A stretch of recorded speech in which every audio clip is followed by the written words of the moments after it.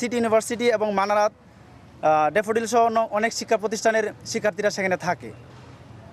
যদি সেখানে কোনো অনাকাঙ্ক্ষিত ঘটনা ঘটে থাকে তার জন্য বাসার মালিক ব্যবস্থা গ্রহণ করতে পারে। তাই বলে কিন্তু সেই ঘটনার প্রেক্ষিতে সিটি ইউনিভার্সিটি ক্যাম্পাসে বর্বরতা চালানোর কোনো যুক্তিযুক্ত নেই। দ্বিতীয়ত, ড্যাফোডিলের ছাত্রদের জিম্মির ব্যাপারে ড্যাফোডিলের ভিসি যে বক্তব্য প্রদান করেছেন তা সম্পূর্ণ ভিত্তিহীন।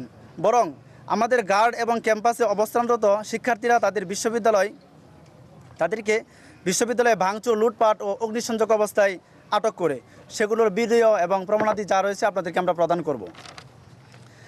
ড্যাফোডিলের ভিসি বলেছেন, সিটি ইউনিভার্সিটি প্রশাসনের নির্দেশে ড্যাফোডিলের শিক্ষার্থীদের ক্ষতিপূরণের নামে মুক্তিপণ চাওয়া হয় এবং প্রাণনাশের হুমকি দেওয়া হয়। এই বক্তব্যটি সম্পূর্ণ অসত্য ও ভিত্তিহীন। আমাদের ভিসি স্যার ক্যাম্পাসে এসে সর্বপ্রথম আটককৃতদের শিক্ষার্থীদের দেখতে যান এবং তাৎক্ষণিক তাদেরকে চিকিৎসার ব্যবস্থা করান এবং একই সাথে ড্যাফোডিলের প্রশাসনের সাথে আটককৃত ছাত্রদের হস্তান্তর এবং উদ্ভূত সমস্যা সমাধানের লক্ষ্যে যোগাযোগের চেষ্টা করেন এবং কর্তৃপক্ষকে আসার জন্য আহ্বান জানান। যদি মুক্তিপণই এবং প্রাণনাশের হুমকি দেওয়া হবে তাহলে ড্যাফোডিলের প্রশাসনকে কেন আমাদের সিটি ক্যাম্পাসে আসার জন্য আহ্বান জানাবে?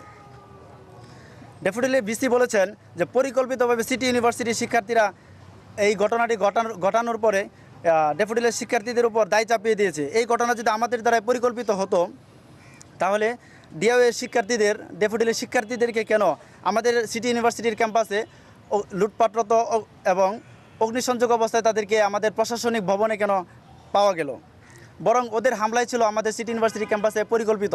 কেননা আমরা দেখেছি যে তারা ড্রোন দ্বারা আমাদের ছাত্রদের প্রত্যেকের অবস্থান পর্যবেক্ষণ করার জন্য তারা ড্রোন ব্যবহার করেছে এবং শনাক্ত করার জন্য তারা ড্রোন দ্বারা আমাদের ছাত্রদেরকে পর্যবেক্ষণ করেছে। শুধু গেট ভেঙে তারা ক্ষান্ত হয়নি, তারা হচ্ছে গেলে আমাদের ক্যাম্পাসের ভিতরে ঢুকে অ্যাডমিন সেকশন, আমাদের যে অ্যাকাউন্ট সেকশন রয়েছে এবং আমাদের প্রভিসি স্যারের যে রুমগুলো রয়েছে সেগুলো তারা ভাঙচুর করে এবং শুধু ভাঙচুর পর্যন্ত তারা থেমে থাকেনি, তারা সেগুলো লুটপাটও চালায়। তারা যখন বের হয়ে যাচ্ছিল তো আমাদের স্টুডেন্টরা তাদেরকে আটক করা হয় আমাদের ক্যাম্পাসের ভিতর থেকে, ক্যাম্পাসের অ্যাডমিন সেকশন থেকে তাদেরকে সেখানে আটক করা হয় লুটপাটরত অবস্থায়। এরপর তারা সেখান থেকে বের হয়ে আমাদের ক্যাম্পাসের যে বাসগুলো রয়েছে, আমাদের যে ট্রান্সপোর্ট ব্যবস্থা আছে সেগুলোতে তারা অগ্নিসংযোগ করে। তাদের বক্তব্যের মধ্যে এরকম রয়েছে যে আমরা তাদেরকে আটক করেছি, তাহলে ভিডিও ফুটেজগুলোতে তাদের স্টুডেন্টরা এরকম স্টেটমেন্ট দিচ্ছিল যে ড্যাফোডিল সিটি ইউনিভার্সিটিকে অলরেডি কবজা করে ফেলছে। তাহলে এই স্টেটমেন্টগুলো কারা দিয়েছে? তাদের শিক্ষার্থীরাই বলতেছে যে ড্যাফোডিল, এবং স্লোগানগুলোতে স্পষ্ট বোঝা যাচ্ছে যে ড্যাফোডিলের শিক্ষার্থীরা আমাদের ক্যাম্পাসটাকে দখল করে রাখছে। ইভেন তারা ড্রোন দিয়ে যে পর্যবেক্ষণ করে তারা যে হামলাগুলো চালাইছে এগুলোর পর্যাপ্ত পরিমাণ এবং তাদের পর্যাপ্ত পরিমাণ প্রমাণ আমাদের কাছে ভিডিও ফুটেজ রয়েছে। এই পর্যন্ত আমরা সব কিছু ঠিক আছে, বাট সাইরেন বাজিয়ে কেন স্টুডেন্টদেরকে লেলিয়ে দেওয়া হলো? এতগুলো স্টুডেন্ট কেন সাইরেন বাজায় একটা হল থেকে স্টুডেন্ট কখন নেমে আসে? যখন সাইরেনগুলো কেন বাজানো? ইমার্জেন্সি সিচুয়েশনগুলোতে সাইরেন বাজানো হয়। তাহলে কি আমাদের ক্যাম্পাসে হামলাতে কি ইমার্জেন্সি সিচুয়েশন ছিল কোনো? আমাদের প্রশ্ন হচ্ছে এখানে যে একটা ইমার্জেন্সি সিচুয়েশনে যে সাইরেনগুলো বাজানোর কথা সেই সাইরেনগুলো তারা কেন বাজানো হলো এবং স্টুডেন্টগুলোকে কেন তারা আটকাইলো না? 2-2.5 স্টুডেন্ট এখানে আসতেছে, কোনো একটা ফ্যাকাল্টি আসলো না, কোনো একটা অথরিটি। আমরা পুলিশের সাথে বেশ কয়েকবার যোগাযোগ করার চেষ্টা করেছি, পুলিশ আমাদেরকে বলেছে আমাদের পুলিশ নাকি এখানে আসে। সেনাবাহিনীকে আমরা ফোন দিয়েছি, সেনাবাহিনী বলতেছে এটা নাকি তাদের এরিয়ার মধ্যে পড়ে না। তাহলে আমাদের ক্যাম্পাসটাকে এইভাবে চালিয়ে পুড়ে দেওয়ার পর তারা কেন স্টেটমেন্ট বদলাচ্ছে এবং তারা কেন তাদের পক্ষ নিচ্ছে যারা আসলে ক্যাম্পাসটাকে ভাঙচুর করছে?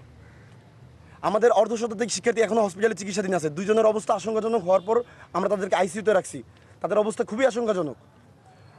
আমি সরকার ব্যবস্থার কাছে এবং আপনাদের সকলের কাছে একটি দাবি চাইব, আমাদের এই যে হামলা নিকারজনক ঘটনা ঘটছে এর সুষ্ঠু বিচার হোক এবং আমাদের ক্যাম্পাসকে পুনরুদ্ধার করা হোক। ক্যান্টিনের ভিতর এই ক্যান্টিনটি আমাদের জুলাইয়ে নিহত শহীদ সজলের নামের উপর নামকরণ করে তৈরি করা হয়েছিল এবং ক্যান্টিনটি তারা ভেঙে গুড়িয়ে ফেলে। এগুলো দেখে আমরা সবাই খুব ভীত হয়ে পড়ি এবং ভীত হয়ে যে আমরা এমন অবস্থার সৃষ্টি হয় যে হলের মেয়েরা এক পর্যায়ে অনেকে অজ্ঞান হয়ে গিয়েছিল। তারা শুধুমাত্র আক্রমণ করেই ক্ষান্ত হয়নি, তারা যখন হলের মেন গেট ভাঙার চেষ্টা করে তখন তারা বিভিন্ন অশালীন ভঙ্গি করছিল, যেটা আপনারা আমাদের কাছে ছবি আছে দেখতে পাবেন, এবং বিভিন্ন অপ্রীতিকর ভাষার ব্যবহার করছিল যেটা কোনো ছাত্রদের পক্ষে আসলে সম্ভব না। তারা রামদা দেখিয়ে আমাদের বলছিল আয় নিচে নেমে আয়, পারলে নিচে নাম। তারা আসলে এটা দ্বারা কি বোঝাতে চেয়েছে আমাদের তা জানা নেই। তারা কেন হলের মেয়েদের গেট ভাঙচুর করছিল, কেন হলে ঢুকতে চাচ্ছিল, কেন মেয়েদের হলে ঢুকতে চাচ্ছিল তা আসলে কেন ঢুকতে চেয়েছিল সেটা আমরা বলতে পারছি না, আপনারা নিজেরাই সেটা, আপনাদের জ্ঞান আছে, আপনারা বিবেচনা করে বুঝতে পারবেন। তারা যদি হলে ঢুকতে পারতো তাহলে তারা মেয়েদের সাথে কী সব আচরণ করতো তারা তাদের অঙ্গভঙ্গি দ্বারাই আমরা বুঝতে পেরেছি।